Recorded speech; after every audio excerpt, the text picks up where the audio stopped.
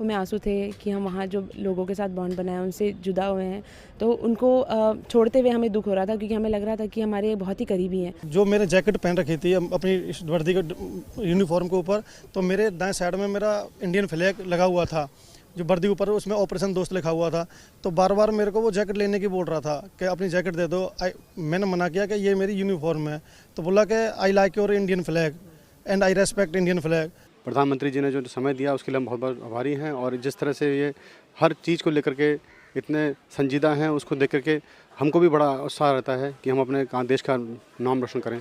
हमारे rescue operation के तहत हमने अर्थक्वेक के 80 घंटे बाद और 104 घंटे के बाद 2 बच्चियों को जिंदा रबल्स के बीच में से बचाया, जो एक बहुत बड़ी अचीवमेंट है हमारी। और वहाँ हमारे काम की और हमारे जो वैल्यू सिस्टम है हमारी सभ्यता की, वो वहाँ पर इतनी तारीफ हुई कि हर कोई चाहता था कि हम किसी न किसी तरीके से हिंदुस्तान से जुड़े।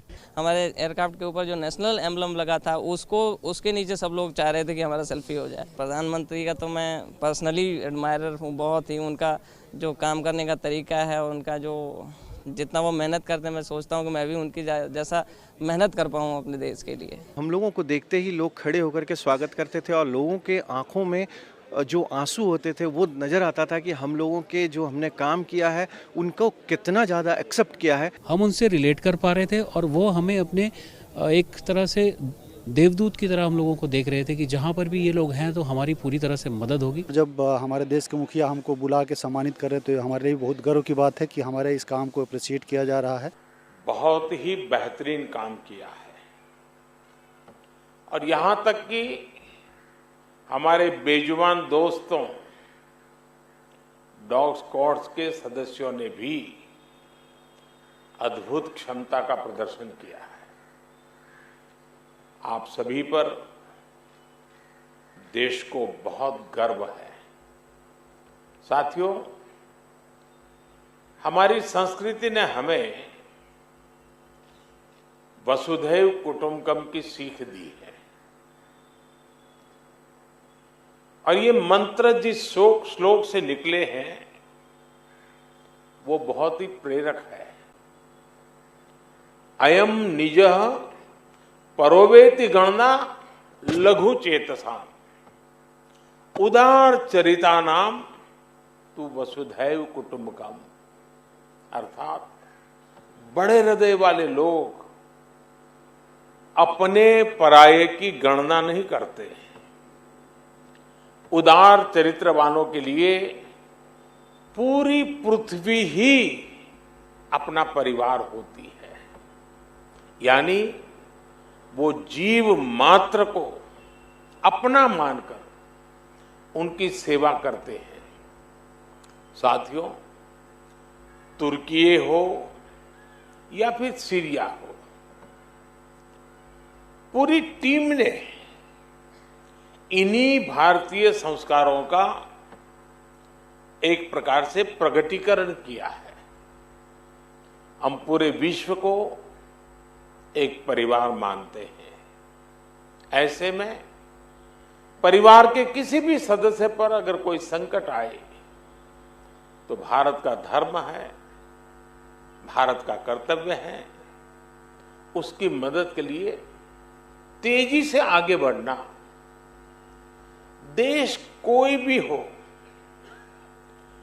अगर बात मानवता की है, मानवीय संवेदना की है, तो भारत मानव हित को ही सर्वोपरि रखता है। साथियों, प्राकृतिक आपदा के समय इस बात का बहुत महत्व होता है कि सहायता कितनी तेजी से पहुंचाई गई।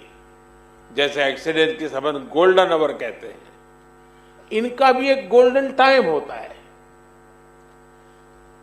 सहायता करने वाली टीम कितनी तेजी से पहुंची। तुर्की में भूकंप के बाद आप सभी जितनी जल्दी वहां पहुंचे, इसने पूरे विश्व का ध्यान आपकी ओर खींचा है। ये आपकी प्रिपेयर्डनेस को दिखाता है। आपकी ट्रेनिंग की कुशलता को दिखाता है। पूरे 10 दिनों तक जिस प्रकार आपने पूरी निष्ठा से वहां हर चुनौती का सामना करते हुए काम किया, वो वाकई प्रेरणादायक है। हम सभी ने वो तस्वीरें देखी हैं जब एक मां आपका माथा चूम करके आशीर्वाद दे रही है, जब मलबे के नीचे दबी मासूम जिंदगी आपके प्रयासों से फिर खिलखिला उठी। मलबे के बीच एक तरह से आप भी वहां मौत से मुकाबला कर रहे थे, लेकिन मैं ये भी कहूंगा कि वहां से आने वाली हर तस्वीर के साथ पूरा देश गर्व से भर रहा था। वहां गई भारतीय टीम ने प्रोफेशनलिज्म के साथ साथ मानवीय संवेदनाओं का भी जो समावेश किया है वो अतुलनीय है। ये तब और भी बहुत काम आता है जब व्यक्ति ट्रॉमा से गुजर रहा होता है, जो कोई अपना सब कुछ गंवाकर होश में आने की कोशिश कर रहा होता है। ऐसी परिस्थितियों में सेना के हॉस्पिटल और उसके हमारे कर्मियों ने जिस संवेदना से काम किया वो भी बहुत ही प्रशंसनीय है। साथियों, 2001 में जब गुजरात में भूकंप आया था और उसे पिछली शताब्दी का बहुत बड़ा भूकंप माना जाता था, ये तो उससे भी कई गुना बड़ा है। जब गुजरात का भूकंप आया तो मैं बहुत लंबे समय तक वहां एक वॉलंटियर के रूप में बचाव कार्यों में जुड़ा था। मलबा हटाने में जो दिक्कतें आती हैं, मलबे में लोगों को खोजना कितना मुश्किल होता है, खाने पीने की दिक्कत कितनी होती है, दवाइयों से लेकर अस्पताल की जो जरूरत होती है। और मैंने तो देखा था भूज का तो पूरा अस्पताल ही ध्वस्त हो गया था, यानी पूरी व्यवस्था ही तबाह हो चुकी थी। और उसका मुझे फर्स्ट हैंड एक्सपीरियंस रहा है। वैसे ही जब 1979 में गुजरात में ही मोरबी में मच्छू डैम जो बांध टूटा और पूरा गांव पानी से तबाह हो गया, पूरा शहर मोरबी तबाही मची थी, सैकड़ों लोग मारे गए थे। एक वॉलंटियर के रूप में तब भी मैं वहां महीनों तक रह करके ग्राउंड पर काम करता था। मैं आज अपने उन अनुभवों को याद करते हुए कल्पना कर सकता हूं कि आपकी मेहनत कितनी जबरदस्त होगी, आपका जज्बा, आपकी भावनाएं मैं भली भांति फील कर सकता। आप काम वहां करते थे, मैं यहां अनुभव करता था कैसे करते होंगे। और इसलिए आज तो मौका है कि मैं आपको सैल्यूट करूं और मैं आपको सैल्यूट करता हूं।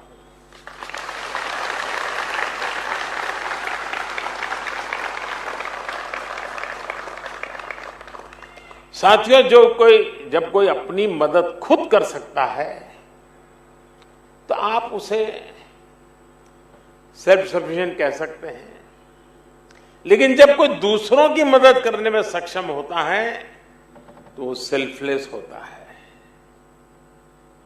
ये बात व्यक्तियों पर ही नहीं बल्कि राष्ट्रों पर भी लागू होती है। इसलिए भारत ने बीते वर्षों में सेल्फ सफिशिएंसी के साथ साथ सेल्फलेसनेस की पहचान को भी सशक्त किया है।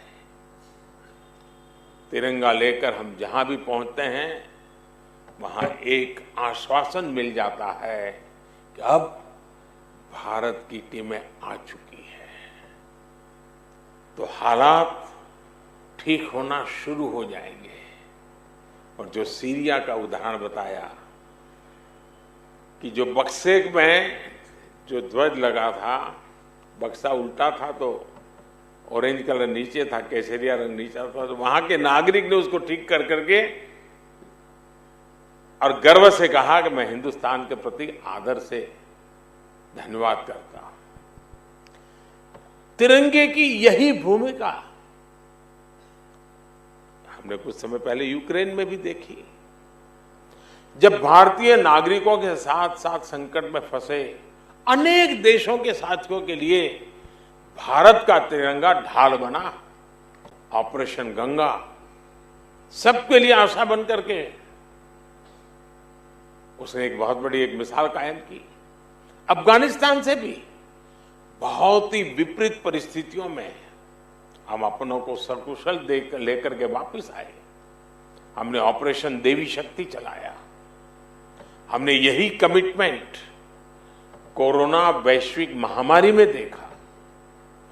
अनिश्चितता भरे उस माहौल में भारत ने एक एक नागरिक को स्वदेश लाने का बीड़ा उठाया। हमने दूसरे देश के बहुत से लोगों की भी मदद की। ये भारत ही है जिसने दुनिया के सैकड़ों जरूरतमंद देशों को जरूरी दवाएं